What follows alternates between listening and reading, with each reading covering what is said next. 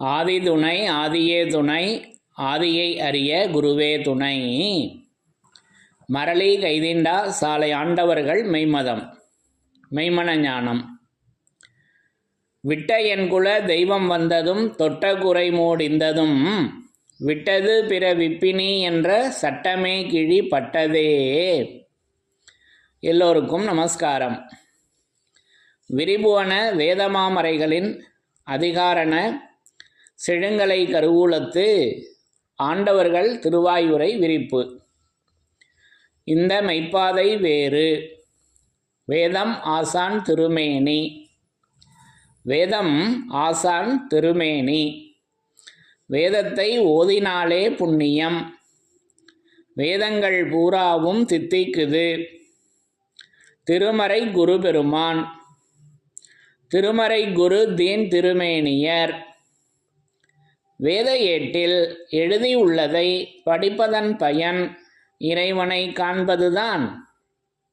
தலைவன் தன்னை அறிந்தவனே குலத்தோன் என்று திருவேதம் உமக்கு உரைக்கச் சொன்னது எம்மை என்ற நமது தெய்வமோர்களின் உத்தரவின்படி நமது தெய்வமோர்கள் என்றென்றும் நமக்கு திருமறை குருபெருமானாக விளங்கி கொண்டிருக்கின்றார்கள். அப்போ அந்த திருமறையிலிருந்து யமனை வென்ற திருமறை என்ற தலைப்பில் யமனை வென்ற திருமறை என்ற தலைப்பில் வேத வாக்கியங்களை ஒவ்வொன்றாக படித்து தரிசனம் செய்து வருகிறோம்.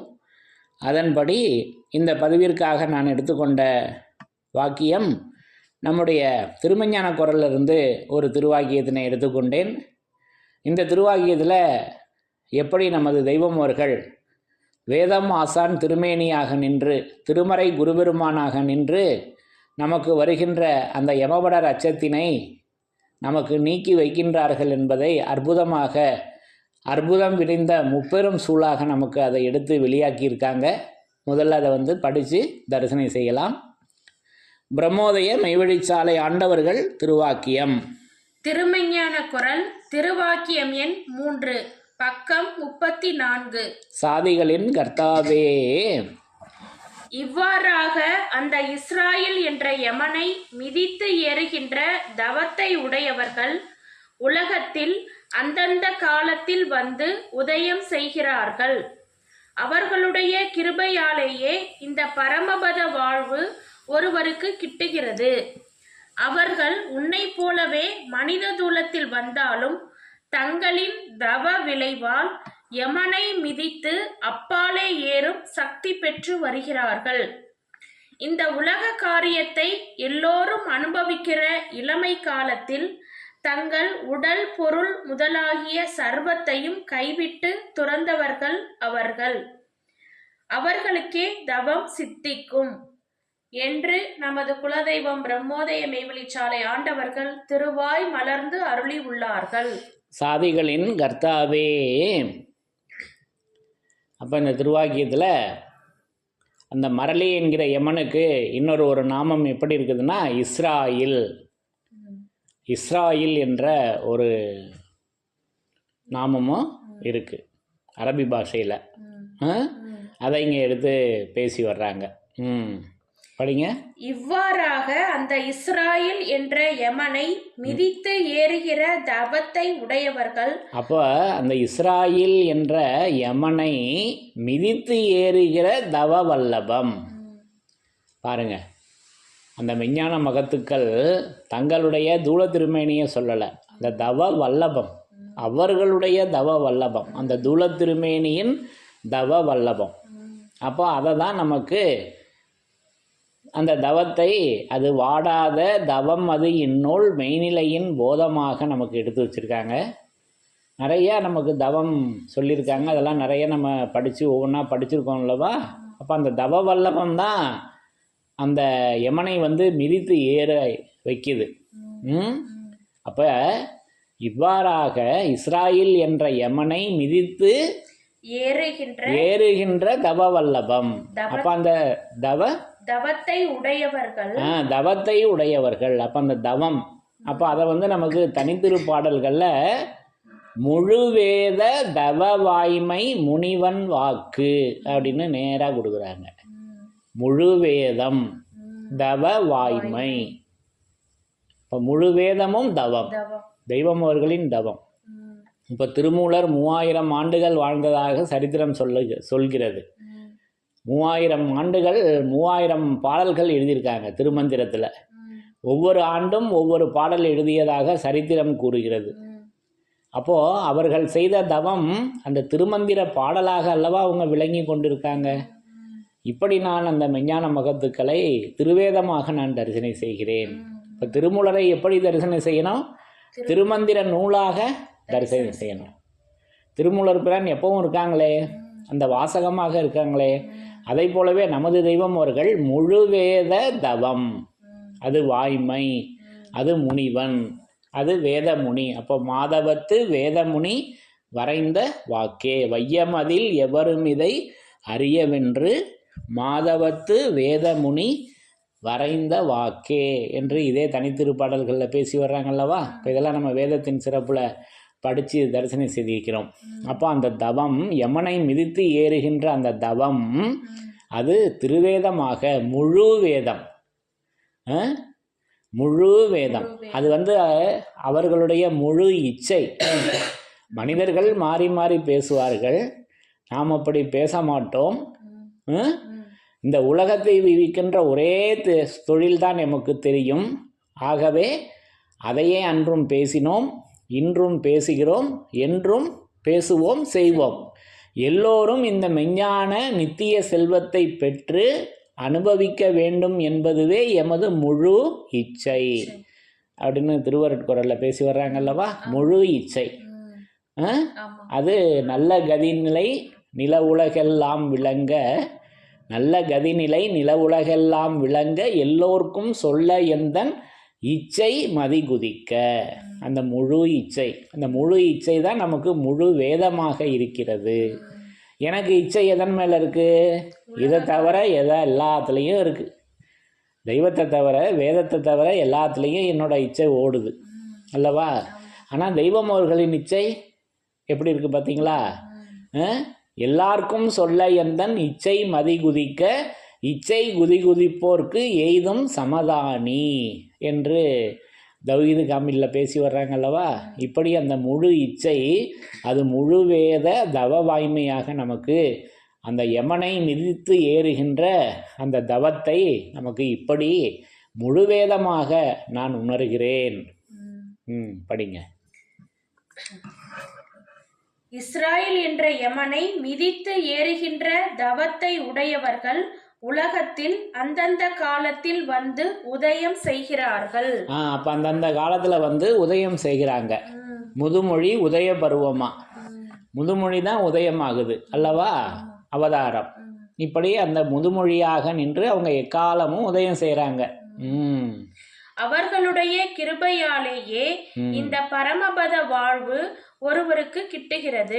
பாருங்க, அவர்களுடைய கிருபையாலே ஒருவருக்கு இந்த பரமபத வாழ்வு கிட்டுகிறது, கிடைக்கிறது. எதனால? தெய்வம் அவர்களினுடைய கிருபையால இப்ப நமக்கு கிடைக்குது அல்லவா, கிருபை. அப்போ அந்த ஆசான் கிருபை மிகுந்த அதனால் அந்த உடல் போய் மறு உடலில் என்று நமக்கு சிவானந்த போத பாடல் வச்சிருக்காங்க அல்லவா. இப்போ இதெல்லாம் அந்த கிருபை. அப்போ அதுதான் நமக்கு அண்டபிண்ட நிறை கிருபாகரன். அது நிறை கிருபாகரன், அண்டபிண்ட நிறை கிருபாகரன் என்று நமக்கு பாடலில் காப்புச்செய்யில் கொடுக்குறாங்க. அப்போ அந்த நிறைதான் கிருபாகரனாக இருக்குது.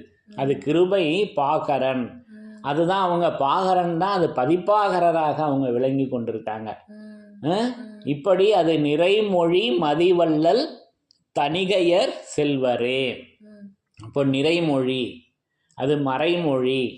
அப்போ நிறை கிருபாகரன், அந்த கிருபை நிறையாக இருக்குதுங்க. அந்த நிறை மொழியாக விளங்கி கொண்டிருக்கிறது. திருப்பஞ்சனை எழுச்சி அல்லவா. இப்படி நான் அந்த கிருபாகரனை, அந்த கிருபையை நான் இப்படி உணர்கிறேன். அந்த கிருபையால் அல்லவா நமக்கு இப்போ அந்த பதவி கிட்டி இருக்கிறது. அதை தான் இங்கே எடுத்து உரைக்கிறாங்க.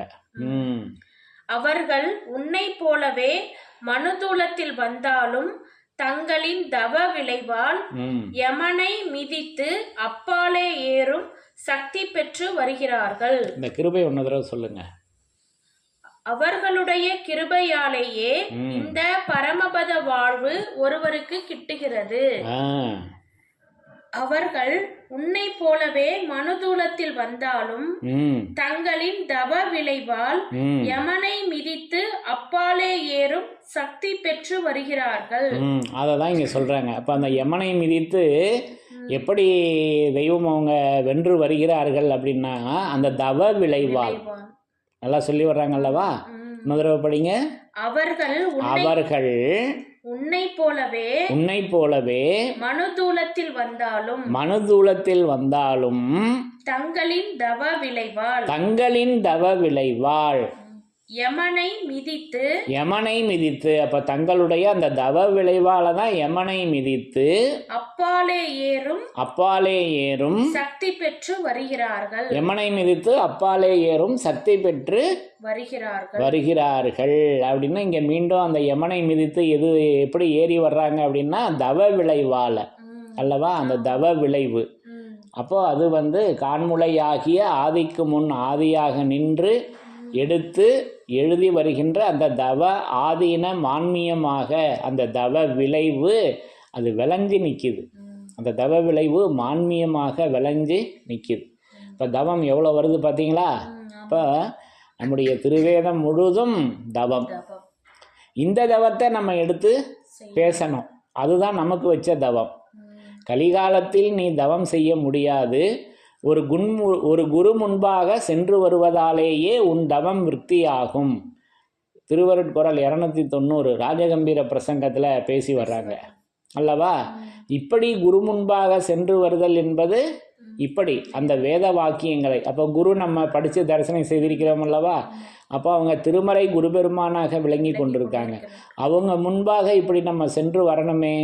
இப்படி அதை வேதத்தில் எல்லோருக்கும் வைத்திருக்கிறார்கள். அப்போ அவர்களுடைய தவ விளைவால் தான் யமனை மிதித்து ஏறி வர்றாங்க.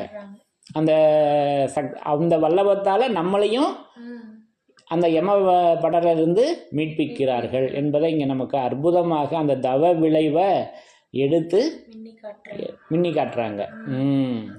அவர்கள் உன்னை போலவே மனுதூலத்தில் வந்தாலும் தங்களின் தவ விளைவால் யமனை மிதித்து அப்பாலே ஏறும் சக்தி பெற்று வருகிறார்கள். அந்த சக்தியை அவங்க பெற்று வருகிறார்கள். இப்போ சக்தியெல்லாம் நம்ம நிறைய தரிசனம் பண்ணியிருக்கோம் அல்லவா. அதுதான் தவ விளைவாக இருக்கிறது. இந்த உலக காரியத்தை எல்லோரும் அனுபவிக்கிற இளமை காலத்தில் தங்கள் உடல் பொருள் முதலாகிய சர்வத்தையும் கைவிட்டு துறந்தவர்கள் அவர்கள்.